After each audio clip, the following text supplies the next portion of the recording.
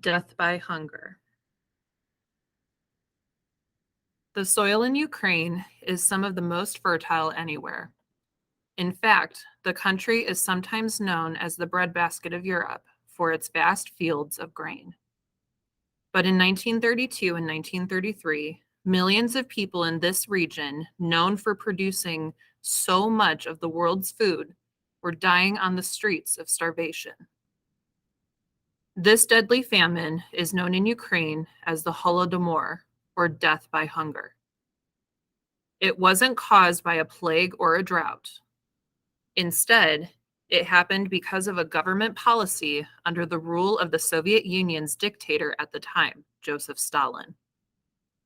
Stalin forced millions of Ukrainian peasant farmers onto state-run collective farms. He did so as part of his plan to crush Ukrainian independence and make the Soviet Union an industrial power. Stalin punished resistance to his harsh measures by leaving the population without enough food to survive. The result was a horrific mass starvation. It left more than 4 million Ukrainians dead. Many historians have called it a genocide.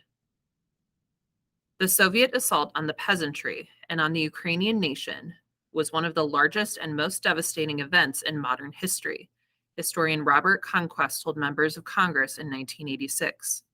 He added that a great effort was put into denying or concealing the facts. Now, 90 years later, the tragedy still strikes a chord throughout Ukraine. It's seen today in the bold resistance Ukrainians have shown to Russia's recent invasion. Ukraine sits to the west of Russia.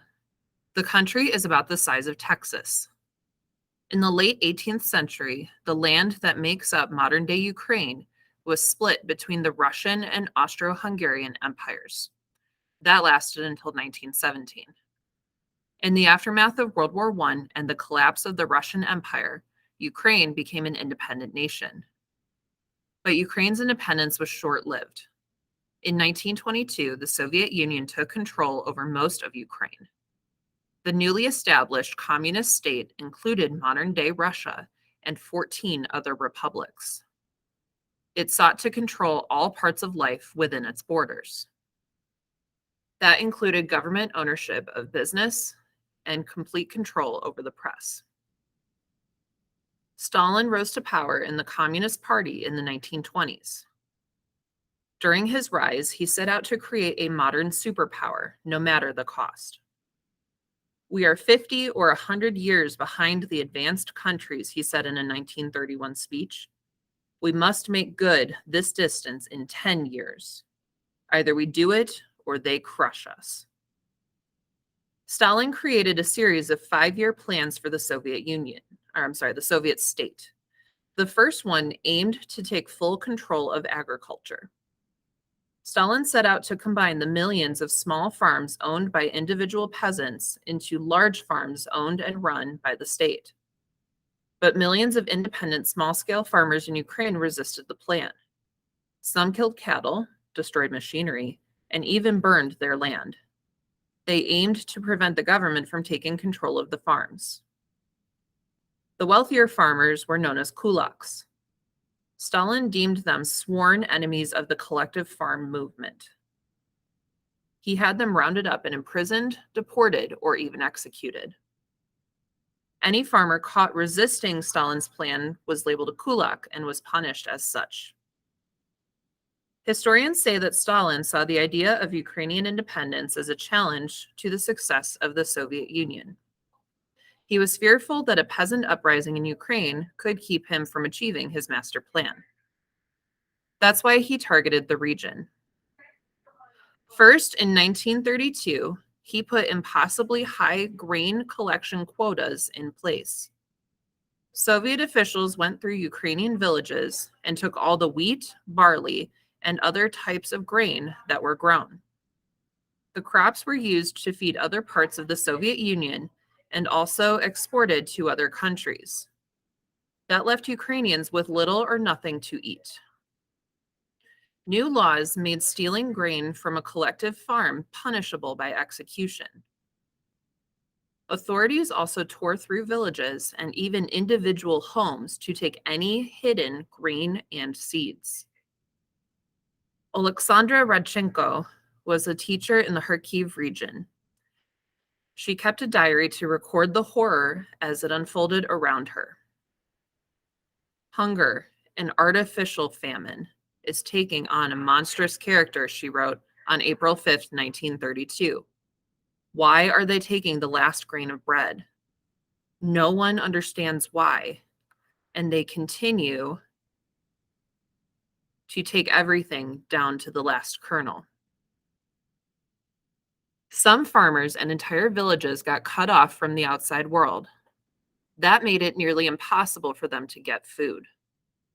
Soviet troops stationed around Ukraine's border kept starving citizens from fleeing the country to beg for something to eat. As Ukrainians worked to grow food for other parts of the Soviet Union and other countries, they were dying of starvation. In 1932, the Soviet state took more than 4 million tons of grain from Ukraine. That was enough to feed at least 12 million people for a year, according to the University of Minnesota's Center for Holocaust and Genocide Studies. The hunger pushed Ukrainians to eat whatever they could get their hands on. They ate mice, dogs, rats, and tree bark. According to eyewitness accounts, some parents even killed and ate their own children. Children are being kidnapped, Radchenko wrote in January 1933, and sausage made from human meat is being sold. By spring, death was all around. Myron Dolat was a survivor of the village of Cherkasy. He later recalled seeing all the bodies of the dead. Starvation in our village now reached a point at which death was a desirable relief, he wrote in his 1985 book, Execution by Hunger. As the snow slowly melted away, human corpses were exposed to view everywhere, in backyards, on roads, in fields. By the following fall, the death toll in Ukraine had created huge labor shortages.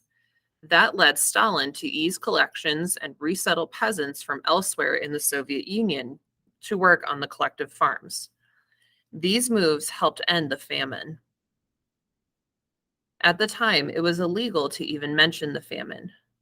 The Soviet Union changed statistics to cover up true death tolls and refused international aid, historians say, and the foreign press was barred from visiting the region. But even after years of silencing, the Holodomor is etched into the minds of Ukrainians today. Memories of the event have been told through the generations. My grandfather was starved during Holodomor, said 26-year-old Olia of Ivano-Frankivsk in Ukraine after Russia invaded her country on February 24th. My grandmother was jailed in 1949 for aiding people fighting for Ukrainian independence. They never gave up and are the only reason I was born free. But with the recent Russian invasion of Ukraine ordered by President Vladimir Putin, Ukraine's freedom once again hangs in the balance. Historians see similarities between the 1932-1933 famine and the Russian invasion. Putin, like Stalin, sees Ukrainian sovereignty as an existential threat to himself, says historian Anne Applebaum, author of Red Famine. I see a parallel in the way that Moscow has seen Kyiv for a really long time. In the recent invasion, Russian forces have bombed hospitals, malls, schools, and homes.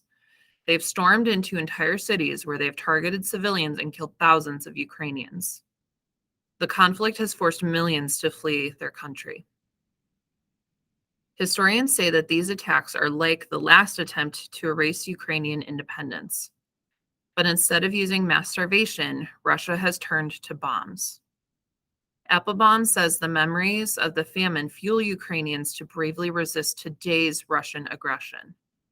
One of the reasons Ukrainians are fighting so hard today, says Applebaum, is because they remember it.